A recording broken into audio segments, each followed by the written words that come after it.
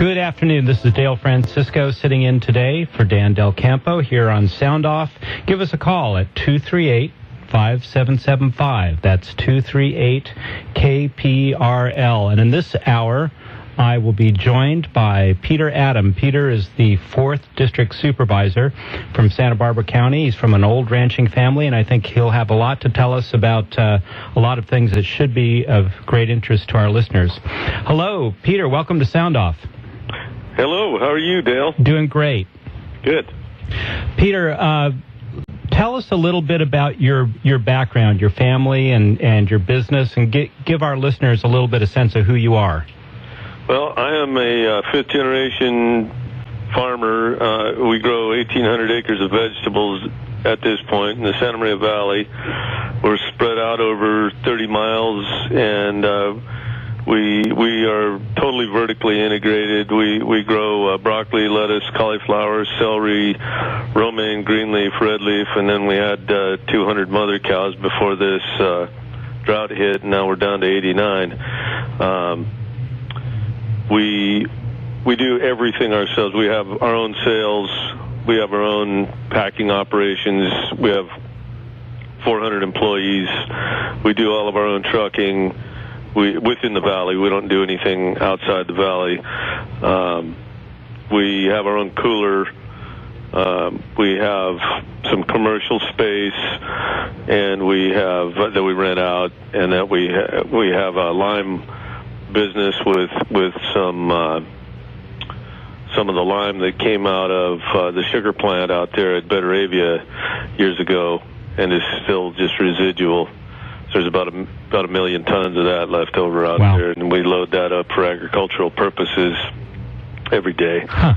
So we got a kind of a number of different businesses and different facets to our business that I do with my brothers, and pretty much they've taken over operations. And I also have two kids out there. My daughter's 24, and she just came back last year, and she's working at the cooler and being a dispatcher, checking the trucks in that come to load the produce that we grow. And then my son is running all of our, he's 22, and like me, he wasn't a big academic, and he went to college for a couple of years and decided it wasn't for him, and came back, and now he's running all of our groundwork and planting, which is an elaborate schedule that we put together so that we have product coming off fresh every week.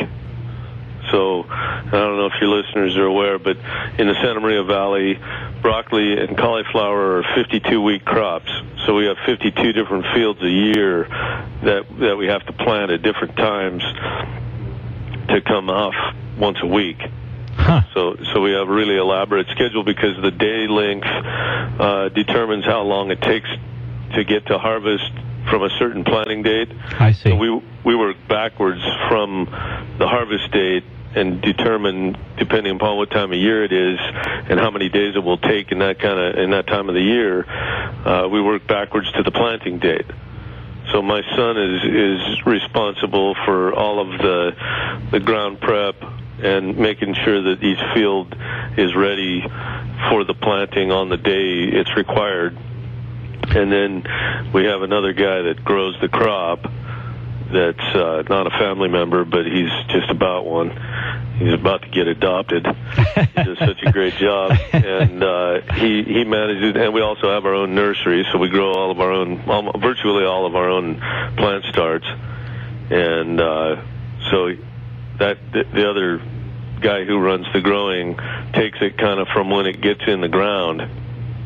And then one of my brothers is in charge of the harvest, among other things, and he will take it from, or his guys will take it from harvest, and they'll keep it for a couple of weeks, and they'll cut everything they can out of it, and then they give it back to my son, and he preps it up and gets it planted again and hands it off to the grower again. So it's just a circle that just keeps on going and going and going.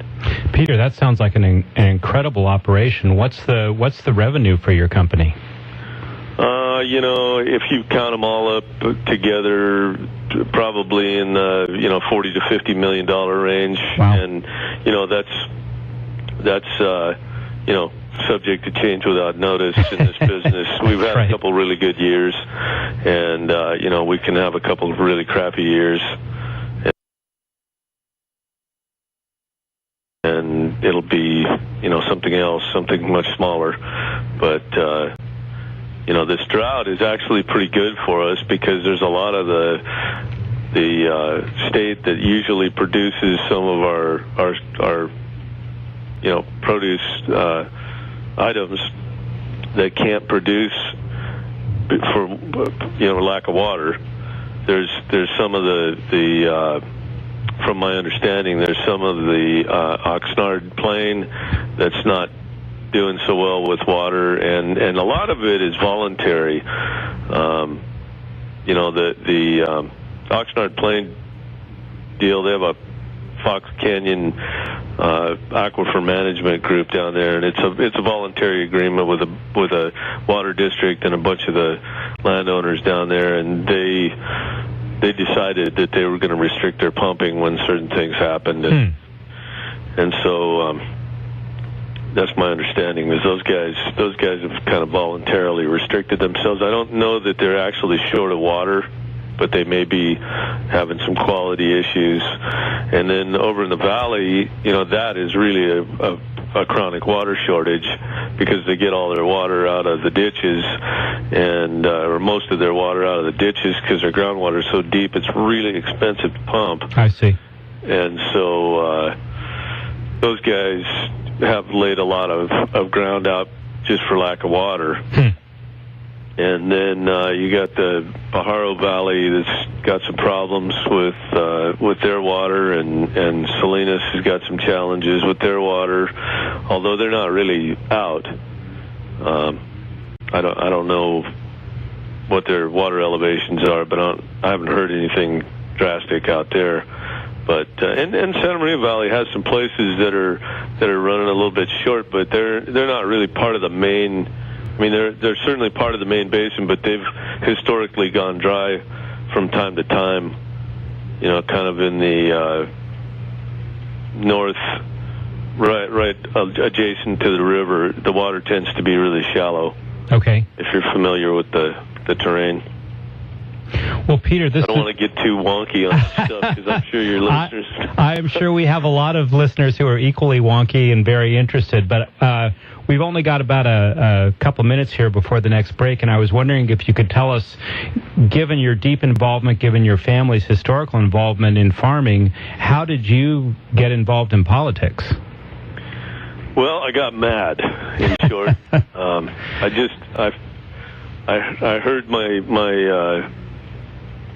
opponent last time on the radio show, and she was frustrated because she didn't know what the answers were. She said she didn't know what she could do, and I thought, that doesn't work at my business. If you're going to be in charge, you got to know what to do.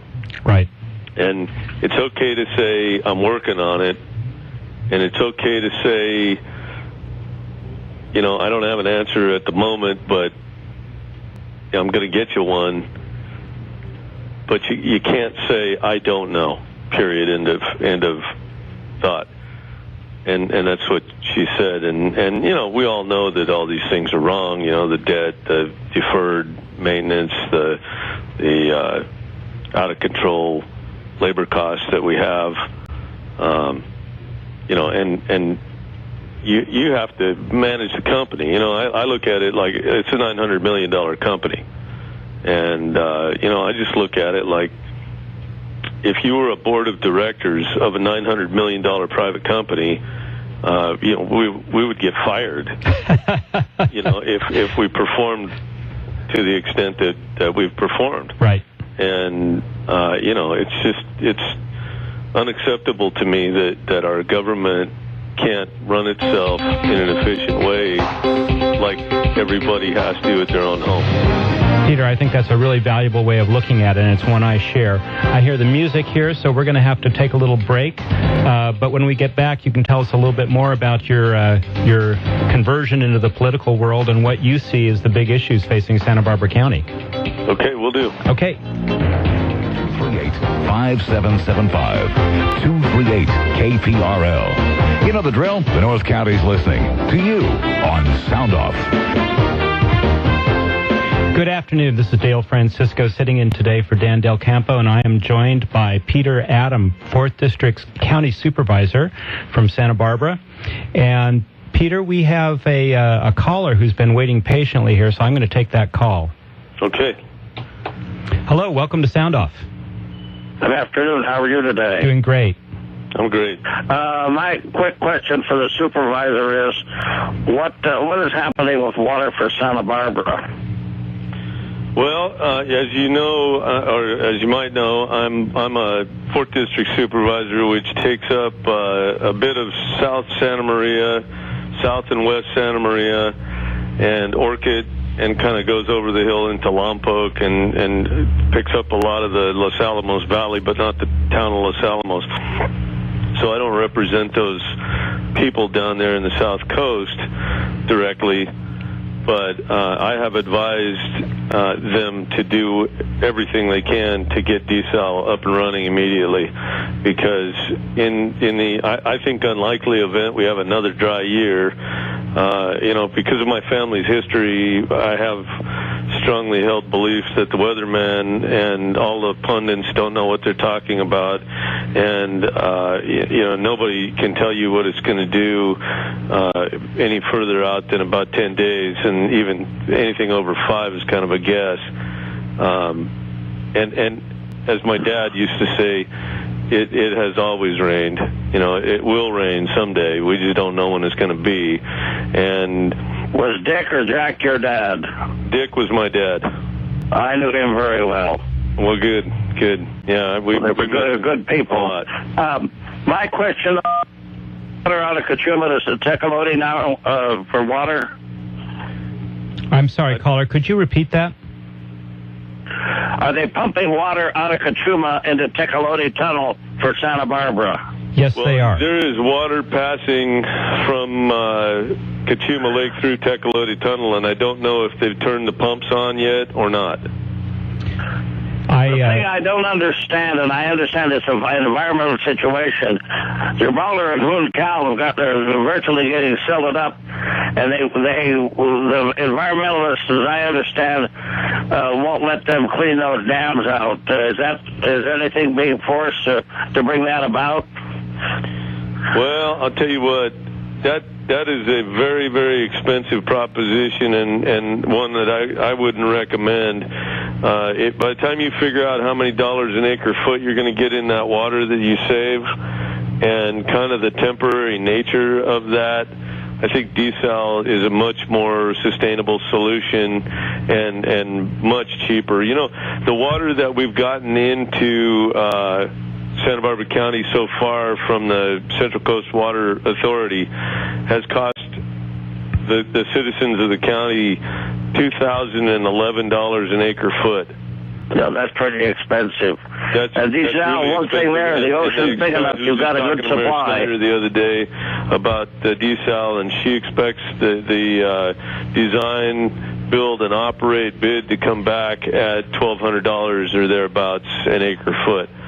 So to make space in those dams up there probably cost $5,000 an acre foot or more, and I'm really making that up, because you'd have to get a bid including disposal of the material, and the environmental work on that alone would be very expensive. So I'm much more interested in taking the resource that we have in the Pacific Ocean and trying to put that to use by taking the salt out of it than I am trying to create additional surface storage in places that, those dams are in the neighborhood of 50 or 60 years old, and they're already silted up. So in another 50 or 60 years, you're going to be at the same place again, So I just think it's a bad investment to go throw money at that when you could go out there for $1,200 an acre foot and get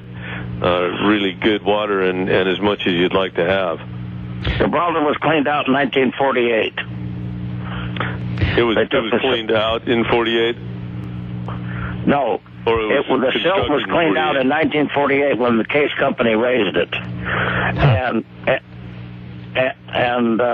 But it didn't have that amount that there is in there now. But one thing about the Pacific Ocean, if you're going to pump it dry, then you're going to really be in trouble. Yeah, well, I'd like to try. Caller, thank you very much for the call. Appreciate it. Thank you for the information. You bet. Hello, welcome to Sound Off. Good afternoon, Dale and Peter. I have a question for who I regard one of my heroes. Actually, you both are, being conservatives in Santa Barbara. With regards to adjudication, and we've been demonized over adjudication, those of us who are in favor of it, because it takes all of the politics and all of the privilege out of the decisions and gives them to a court of law and a scientist. That's why I'm for it. And I know that you went through this as a result of not only your political life, but your professional life as well. I wonder if you could elaborate for people on adjudication and why it's probably the best way to go. Well, the certainty alone that comes from adjudication is really valuable to all of society, I think, because, we have 150 years of groundwater law in this state, and to make a short presentation on that, people who own property have the right to pump for reasonable beneficial use on that property. Basically, it's called a usufructuary right. So if somebody is to put up water in a tanker and haul it someplace else, then that's called an appropriation, and those are second-tier rights. It's also an appropriation if a city pumps water out of the ground and serves it to houses. It doesn't seem like it's fair because a lot of the houses will sit on the same aquifer, but they waive their right. I mean, it's just the way it is. It is what it is. So when we adjudicate the basin and the rights are determined of everybody in the basin, then everybody knows what their relative strengths and weaknesses are, and we can go work on those. And I've always thought that the way water should be allocated is by an adjudication, and the growers around the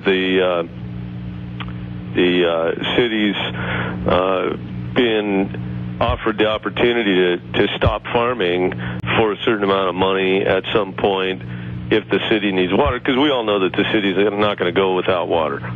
That's a given.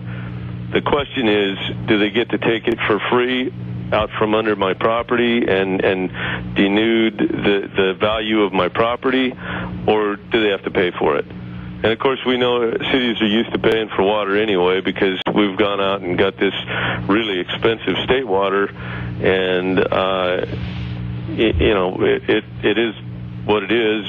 And now we could go get a little cheaper water if we wanted to out of the Pacific Ocean, which I'd love to see us do. But we'd be paying for it in any case. And we also have to pay, one of the things that's really near and dear to my heart, and it's kind of a tangent here, which I apologize for, but maintenance. And I know especially in some parts of the South Coast, the water systems, the distribution systems are really ancient, and they're all going to be needing to be worked over. And so people are going to end up having to pay for the water that they receive to go and rework those systems. And, there's been sort of a flaw in our billing, and it kind of goes back to the management of the company idea. Nobody ever put together an endowment, if you will, of money that got set aside for the day that we have to go out and do a major repair on the distribution system. So everybody sort of just takes that pipe in the ground for granted, and when it breaks, they fix it. But at this point, some of the stuff, especially on South Coast, has not been updated for 80 years, I understand, and it's going to have major failure after major failure, and really needs to be reworked in a systematic way, and there isn't any chunk of money set out for that. So, at some point, they're going to have to bond to do that, and hopefully they can get the bond sold and get that work done in a timely way so that it doesn't inconvenience too many people. But, there's going to be some major issues with that. But to wrap back around to adjudication, the word that has to go right next to adjudication in everybody's mind is certainty.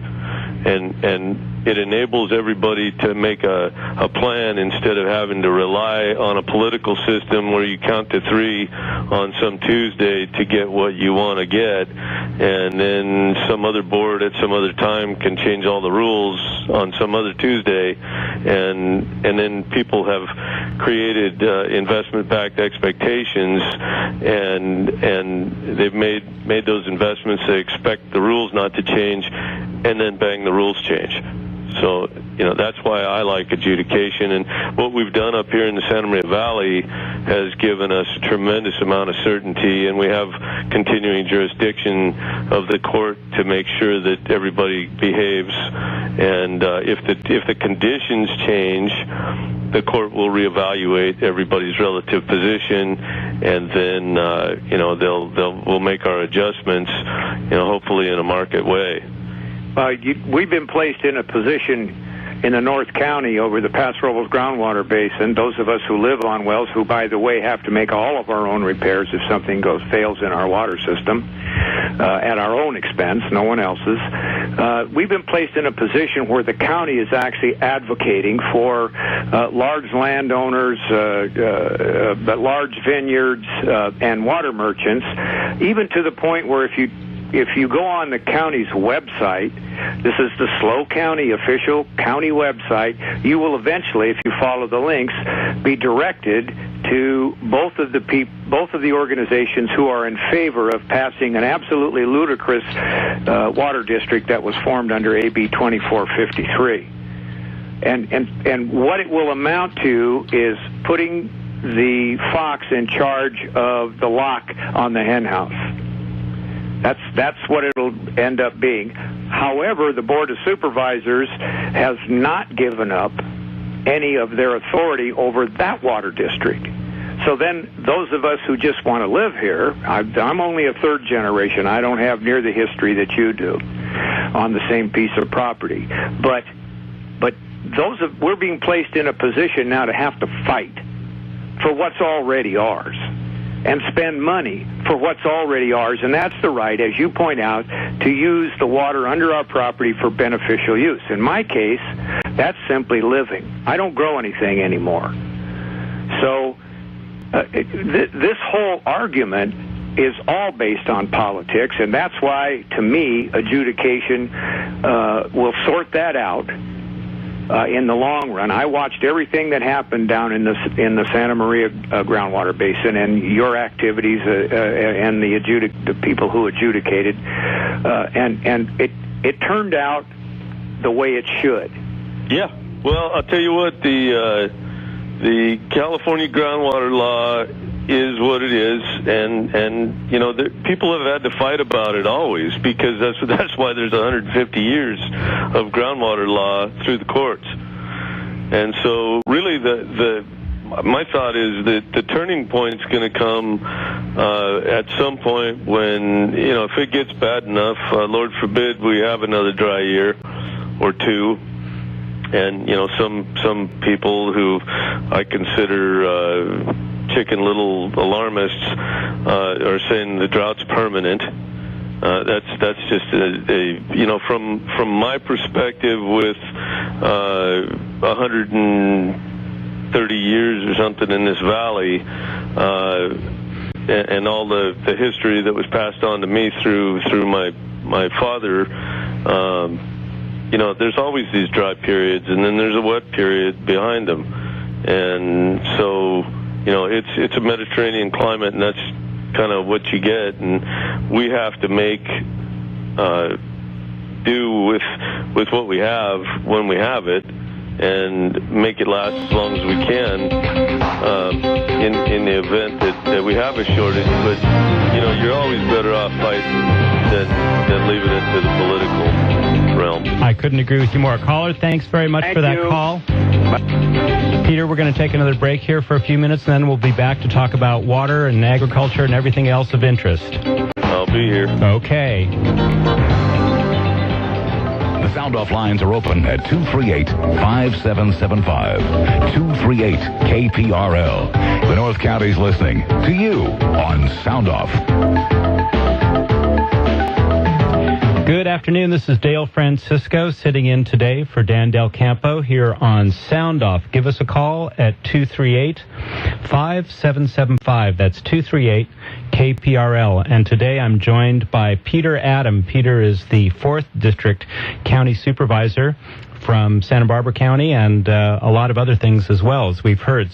So, Peter, before the call, we got onto the issue of water here. That's obviously a big issue. Did you have anything else to say about that before we go on? Well, I could just explain the way that continuing management is going to work in the Santa Maria Valley, and there was a trio of bills passed last summer.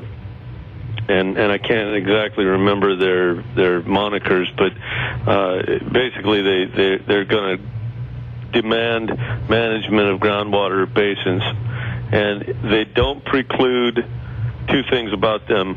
They don't preclude adjudication in the future, and it exempted the Santa Maria Basin among others. I think there's 23 basins that were exempted because they were adjudicated. I see.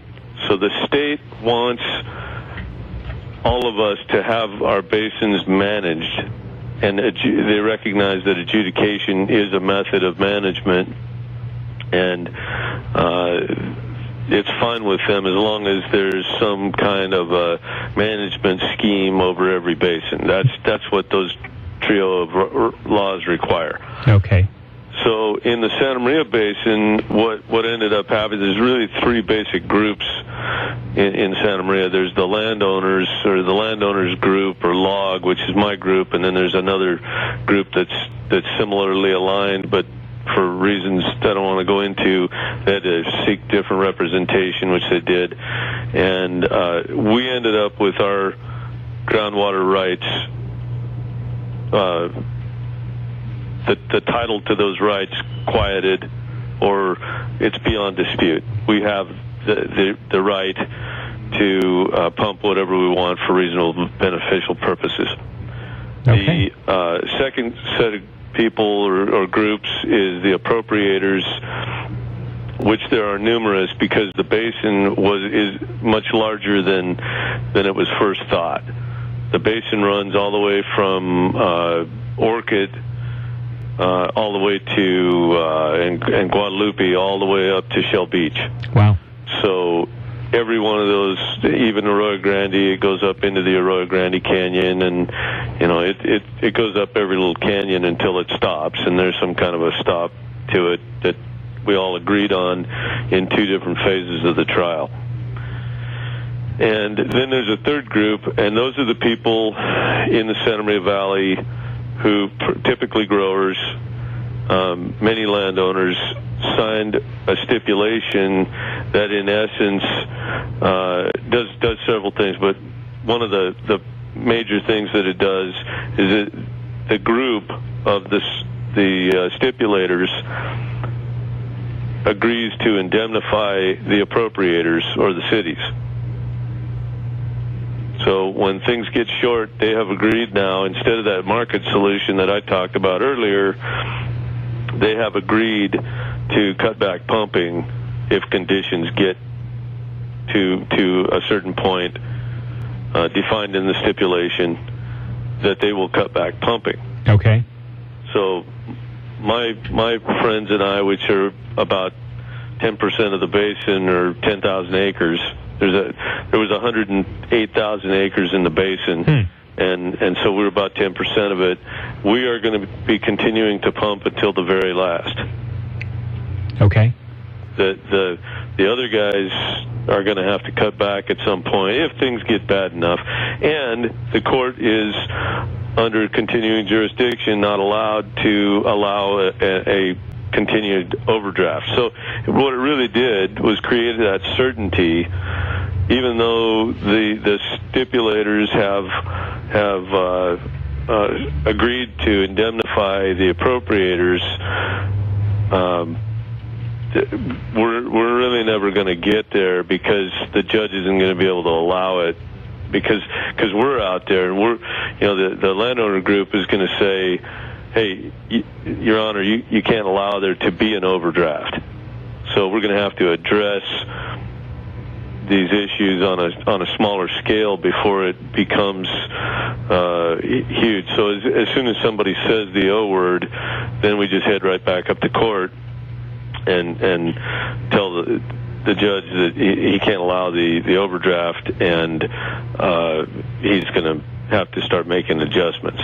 Okay. So we have that certainty now, and we have a scheme of management, and it's not what I would have done had I had my druthers, and I tried I talked to each and every, well, I wouldn't say each and every, but all the major players on that stipulator side, and I really tried to get them to come our way so that they maintain their property rights, because those property rights now are stuck with the property. So if I go buy those properties, I'm stuck with those rules. I see. And if somebody buys my properties, then they get to keep my rules. Sure. Okay. So that's a great part of adjudication as well, where it runs with the land. And so, if you contractually jump from the top tier water right to the bottom tier water right, then that's your voluntary choice. But I certainly wouldn't recommend that to anybody. Right. Peter, let's take another call here. Sure. Hello, welcome to Sound Off. Hello, how you doing? Great. Well, hey, thank you, Dale and Peter. My name is Greg Graywall, and I've spent the last year on the Paso Robles Advisory Committee. I was appointed by Debbie Arnold, and I'm now moving over to the RAC. The Sustainable Groundwater Management Act, which was the Pavley-Dickinson Act, water rights. The act was the intent was not to hurt; it was to respect the overlier's rights and the rights to the groundwater and the rights of riparian rights. And I spoke on Saturday at a Farm Bureau deal, and there was somebody from the Department of the State for the Water Resources, and they handed out their draft report. On their draft report under adjudication, in their paragraph in the last sentence, it says the intense technical focus on the groundwater yield and restrictions on groundwater extractions for all parties make adjudications one of the strongest forms of groundwater management in California. Mm-hmm. And they were handing out these packets, and some of the people there don't even know what's in it. Well, if you're a landowner in California, you have an obligation to enforce all the laws. You're familiar with the concept of the bundle of sticks?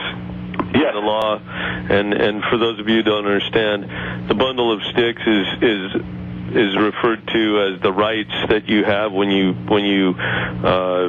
buy a piece of property.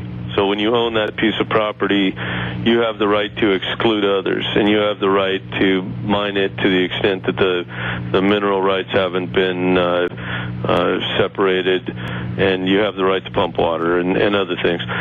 So, we've got this bundle of sticks, and we have to understand what they are as property owners, and we have to be committed to fight for them. And like I said earlier, there's a reason that there's 150. They were fighting about water 150 years ago too. This is not new. Yes, and part of our problem too is back in the 1940s, 41, and to be exact, they built the Salinas Dam for Camp San Luis. They took the headwaters that replenishes our basin on the Salinas River, and they've been taking that water for 70 years. They never completed it.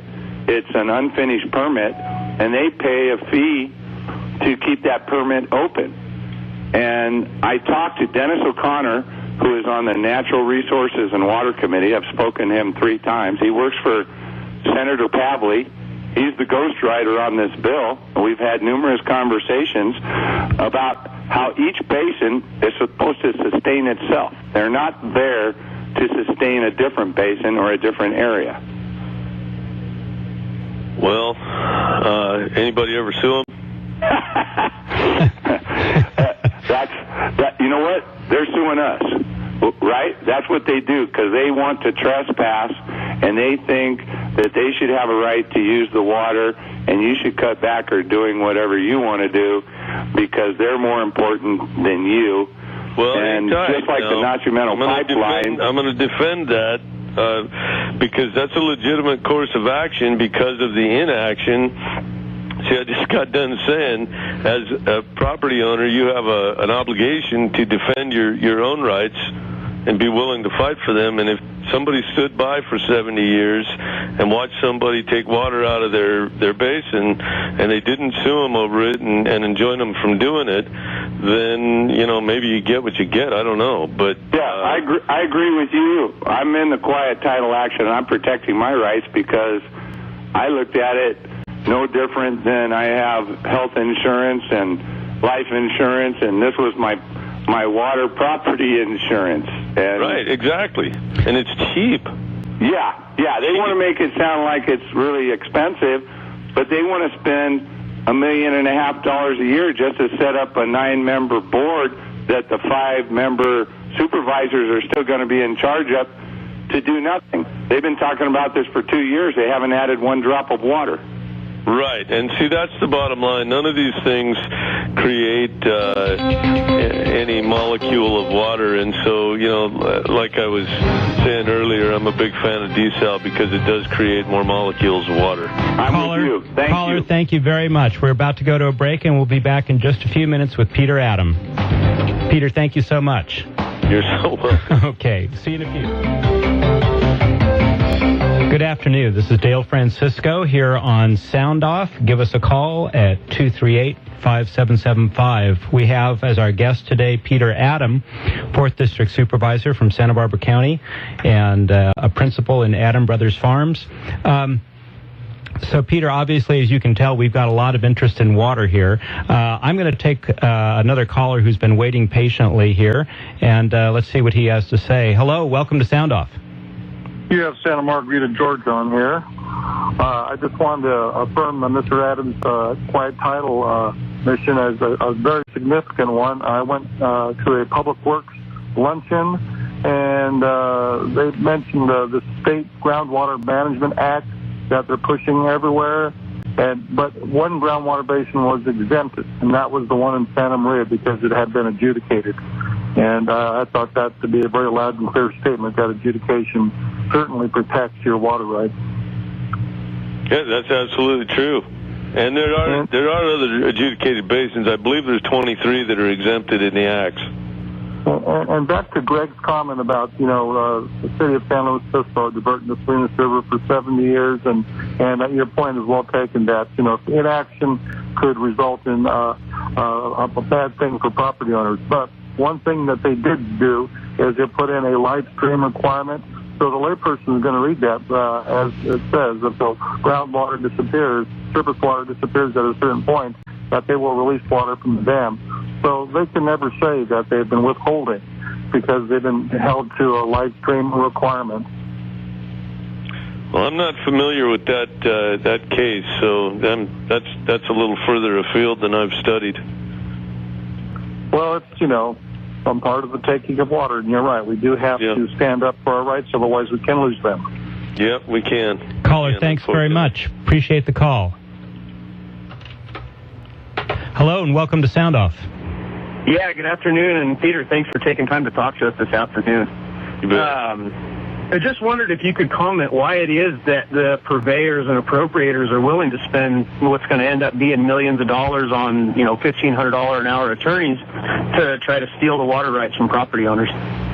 Well, because once you win, you win. I mean, it's if you fail to defend your rights as a property owner, then they acquired something that they never could have acquired in any other way. So, and none of them like the way that the last 150 years of groundwater law has shaped up for them. They would prefer that people think of water as a community resource and something that can't be owned by anybody but the whole of society, and that doesn't make for a efficient allocation. People get serious about conserving things when it costs some money, and you can see what happens when the cost goes down.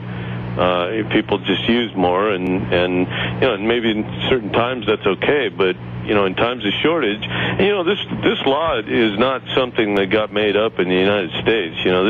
This came from North Africa with the Moors to Spain, and then it came over with the Spaniards to California because they're all Mediterranean climates, and so it was a system of figuring out how much a piece of property was worth if it had water, and then if to the extent that it didn't have water, then it impacted its value. Peter, I think we lost that caller there. Okay. But we've got one more caller here. We've got about another minute to go, and let's take it. Hello, welcome to Sound Off. Yes, I want to give you my theory, and I want to give you anecdotal evidence for it. My theory is that with the water rights being taken away right now, it is the large cities in California that are doing that under the auspice of other organizations within the state, and I think, like with the Delta Smelt thing in the Valley, that is the Bay Area's attempt to take the water rights away from the California Valley and give it to San Francisco, because they have a demographic of more people. And even though the water is to serve the Valley and run down to San Francisco, they don't want that to happen. San Francisco wants all the water. And I'll give you the anecdotal evidence for that. Make it quick, caller. Okay, my sister lives in Bakersfield, and she was on a private well shared with 6 other houses, and they put the well in, they paid for the well, they maintained the well. Well, the water rights in Kern County were sold to Los Angeles, and Los Angeles now owns their water rights. That's and they have right. to pay Los Angeles fees. Thank you, caller. Appreciate it. Peter, thank you so much for being with us today. We just barely scratched the surface. There's still plenty to talk about. I hope you'll come back and join us again sometime. I would be happy to. That's great. This is Dale Francisco sitting in for Dan Del Campo on Sound Off. See you in a couple days.